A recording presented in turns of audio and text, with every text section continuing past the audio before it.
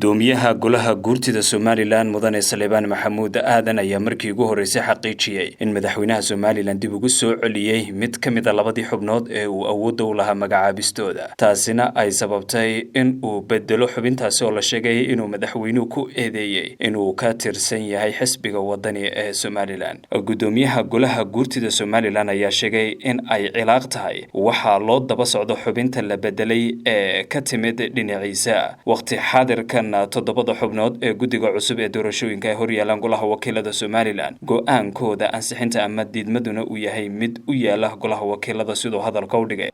rabshaad rabta xildhibaannimankii madaxweynuhu iyo golahan iyo axsaabtuba soo magacaabay ee toddobada ahaa madaxweynuhu waa gudbiyey golaha wakiiladan anigu ku ogay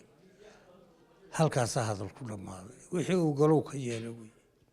laakiin xubintii ma ka bedeshay idinku xubinta waxaan ku yiri wixii la magacaabay halkaas yaali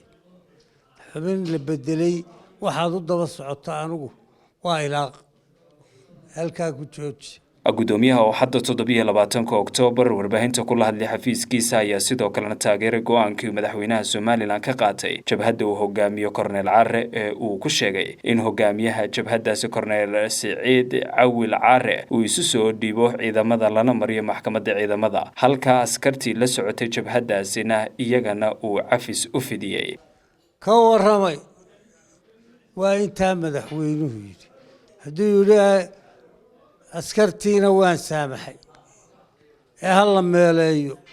isagu sarkaal ee maxkamad buu marayaa maxaad kale adigu ku talin lahayd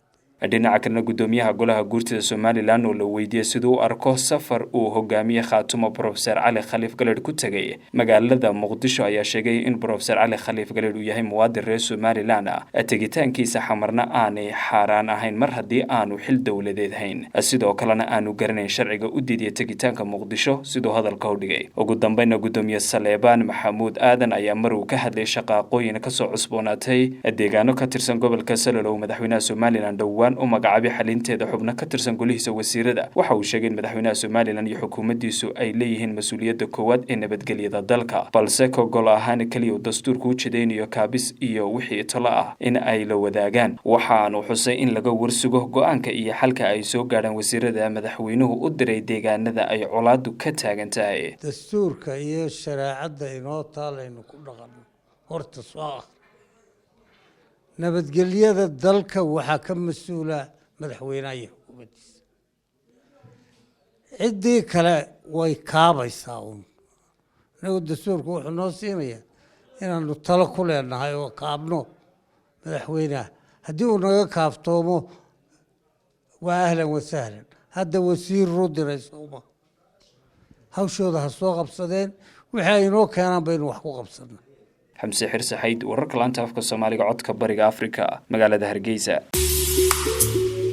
si aad joogto ugu hesho wararka iyo barnaamijyada telefishinka codka bariga Afrika fadlan iska diiwaan geli channelka YouTube-ka ama dooro bogagga baraha bulshada ee Facebook iyo Twitter-ka